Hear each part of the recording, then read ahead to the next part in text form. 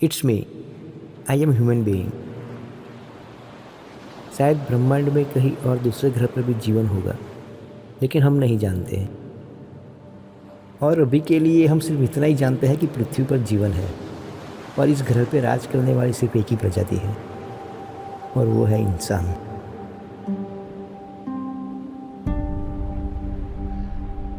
शायद हम दुनिया की बाकी प्रजातियों से नए हैं, पर नए होने के बावजूद सबसे ज़्यादा इवोल्यूशन हम में हुआ और सबसे ज़्यादा डेवलप भी हम ही कर पाए। इसलिए मैं इंसान को सबसे प्रबल मानता हूँ, क्योंकि इंसान का दिमाग बाकी प्रजातियों से अलग है, पेचीदा है।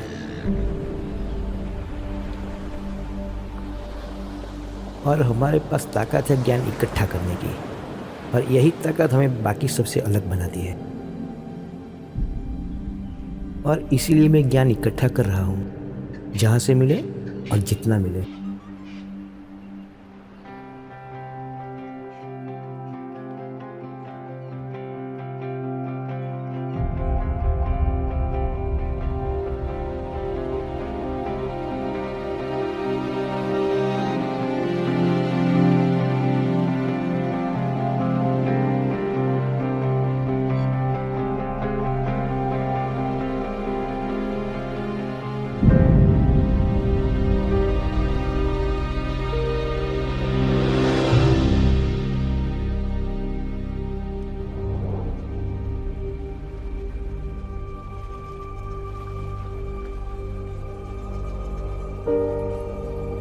Just reading the book. Oh, so you are gaining knowledge.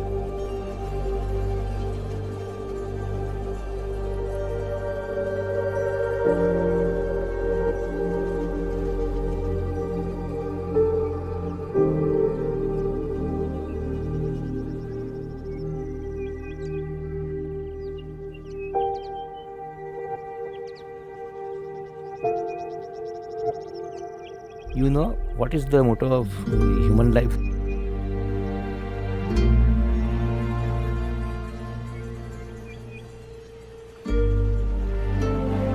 To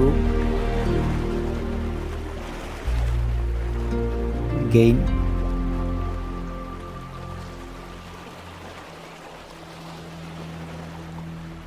knowledge. To gain knowledge.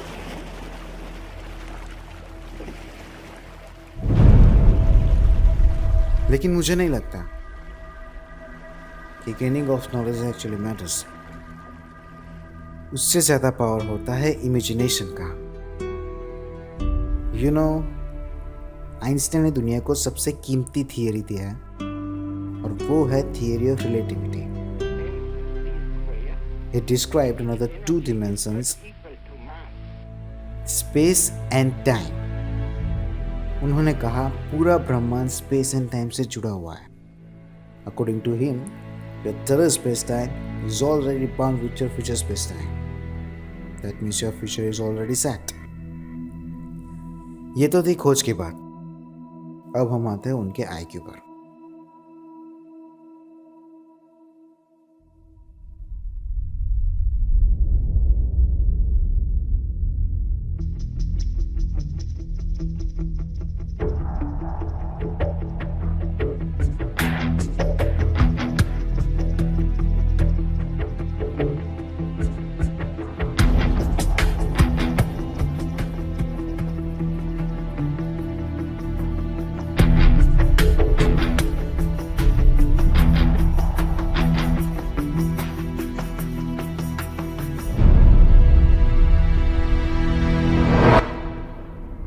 Einstein had IQ of 160 to 190, लेकिन उनसे भी ज़्यादा IQ वाले लोग इस दुनिया में मौजूद है।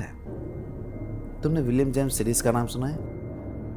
उनका IQ लेवल 250 to 300 है। The man with the highest IQ in the world. और आइंस्टाइन IQ में 9th रैंक पर आते हैं। इन 8 लोगों का IQ पावर आइंस्टाइन से ज़्यादा होने के बावजूद भी इनमें से कोई भी ऐसी थियरी नहीं खोज पाया जो थियरी ऑफ रिलेटिविटी के लेवल में भी आ सके। ऐसा क्यों? Due to the lack of imagination. You know, Einstein के मरने के बाद डॉक्टर्स ने उनका ब्रेन रिसर्च के लिए निकाल दिया और उन्होंने देखा कि जो सेल्स हमारे दिमाग में सोचने का काम करते हैं, पर्टिकुलरली वो सेल्स की तादाद उनके दिमाग में आम आदमी के मुकाबले ज़्यादा थी और यही चीज़ उनके इम्प्रूवमेंट के पीछे रिस्पॉन्सिबल थी। और ये कैसे हुआ? Due to the imagination. और ये था evolution of brain. According to the theory of evolution, इंसान पहले 4 पैरों पर चलता था और अब सिर्फ 2। You also know about appendix, जैसे समय बीतने पर हमारी पूंछ गायब हो गई क्योंकि हमने 2 पैरों पर चलना शुरू किया, तभी तो इवोल्यूशन हुआ। ठीक वैसे इमेजिनेशन ही वो चीज़ थी जिसने आइंस्टाइन के दिमाग को इवेल्युएट किया। And we found the great theories in science.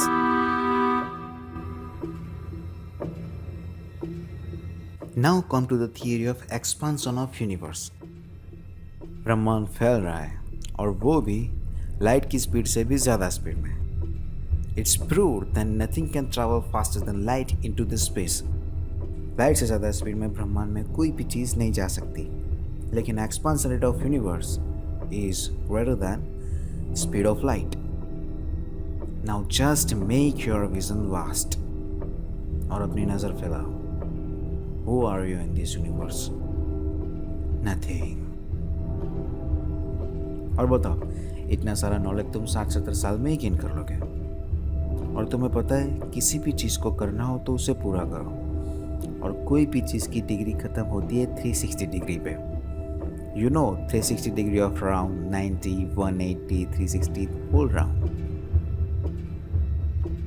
और ये 360 डिग्री ऑफ नॉलेज तभी ख़त्म होगा जब तुम पूरे ब्रह्मांड के पास्ट का, प्रेजेंट का और फ्यूचर का तीनों समझो, वरना उसका ट्राई भी मत करो। हाँ, ये बात अलग है कि time is just an illusion. तुम्हें पता है how much we know about universe? हम कितना जानते हैं ब्रह्मांड के बारे में?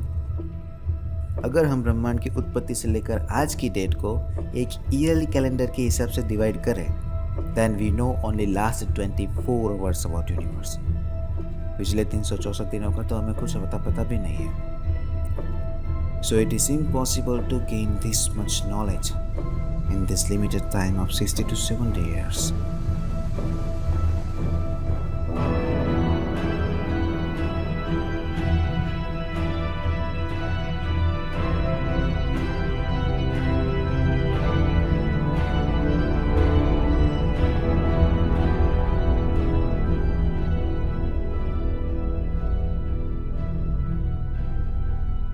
और इसके लिए आपको अपना टाइम बढ़ाना होगा। कैसे? To travel from species to species. You have to be traveller and must have to travel from species to species. Why? Because 50 साल के बाद your brain will be destroyed, और ये सारा नॉलेज भी डिस्ट्रॉय हो जाएगा। और इसका सिर्फ एक ही रास्ता है, soul modulation. We have extraordinary brain power to think at this level. Knowledge gain करने से आपका ब्रेन फील होगा, बट इमेजिनेशन करने से आपका सोल मॉड्यूलेशन होगा। And brain is destroyable, not the soul. अब तुम बोलोगे कि फिलोसॉफी और डायनेमिक्स पे आ गया, लेकिन both are quantifiable and mechanical. Nothing is dynamics. You know the root of an element, it is atom, and you know the root of body, it is cell. The 5 dimension and all that space and time and gravitational waves. Dynamics are everywhere. Now it is time of comparison. Comparison of body with universe. What is the root of body? It is cells. If cells are alive, then we are alive. If cells are dead, then we are dead. That means cells are responsible for our life, movements and animation. तो हम ये कह सकते हैं कि behind every animation there is presence of a life. अब sales को पृथ्वी समझ लो और ब्रह्मांड को अपने आप को समझो। तो इसका मतलब ये हुआ कि behind every animation of universe there is presence of Earth's life or any other planet's life. जैसे सेल्स की लाइफ बॉडी को एनिमेट करती है, वैसे ही पृथ्वी की लाइफ ब्रह्मांड को एनिमेट करती है। और उसी हिसाब से पृथ्वी की लाइफ जो हम है वो ब्रह्मांड को चला रहे हैं, कंट्रोल कर रहे हैं। We are the creator, we are the manager and we are the destroyer by doing global warming. इसी तरह से जैसे सॉल एक बॉडी में से दूसरी बॉडी में ट्रांसफर होता है, उसी तरह से जीवन भी एक ग्रह से दूसरे ग्रह पर ट्रांसफर होगा। आज पृथ्वी पर है, कल कहीं और दूसरी गैलेक्सी में दूसरे प्लैनेट्स पर दूसरी प्रजाति में होगा, और शायद वहाँ की प्रजाति हमसे ज़्यादा सुपर पावर वाली हो। और थियरी ऑफ एक्सपांसन के हिसाब से आप 5-7 साल में तो जा नहीं सकते, तो वहाँ पर पहुँचने के लिए soul modulation is almost necessary. और आप सॉल मॉड्यूलेशन कैसे करेंगे? It's very simple, by enjoying the station of human being. और इसमें इमेजिनेशन आपकी हेल्प करेगा। इमेजिनेशन इसके लिए नहीं करना है कि मैं कुछ सोचता रहूँ और कोई बड़ी चीज़ इन्वेंट कर लूँ और फेमस हो जाऊँ। Imagination is to gain this level of thinking, और उसके बाद सिर्फ एंजॉयमेंट ऑफ लाइफ।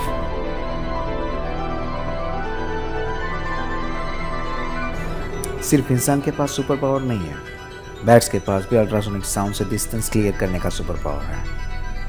उल्लू के पास रात को देखने का सुपर पावर है, लेकिन उनको पता नहीं है कि मेरे पास ultrasonic sound and night vision है। उसी तरह से इंसान को भी अपने सुपर पावर को नोटिस नहीं करना चाहिए, उसे फील करना चाहिए और महसूस करना चाहिए। और ये फीलिंग आपको एंजॉयमेंट देगी और आपका सॉल मॉड्यूलेशन करेगी। किसके लिए? तो वो है to reach to the next generation of super power. शायद दूसरे प्लैनेट्स पे हमसे भी ज़्यादा अच्छे सुपर पावर वाली स्पीसीज होगी, वहाँ पर अपना सॉल पहुँचाने के लिए। और शायद वो स्पीसीज ऐसी हो जो हमें ब्रह्मांड के रहस्य को सुलझाने में मदद करे। You know the black hole, quantum mechanics and dark matters. और आइंस्टाइन ने कहा है ना, whole universe is bounded by space and time. दुनिया में हो रही छोटी से छोटी चीज़ों का एक दूसरे से ताल्लुक है। Everything is connected. और अगर हमारा सॉल एक जगह से दूसरी जगह पर जाएगा तो वो भी ब्रह्मांड में एक रोटेशन क्रिएट करेगा। It can also create any moment in past और फ्यूचर। और अगर हम ब्रह्मांड को कंट्रोल कर रहे हैं, then Now tell me,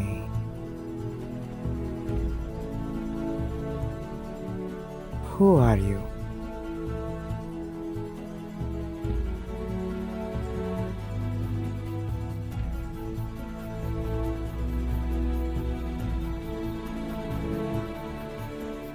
I am the God. I am the God.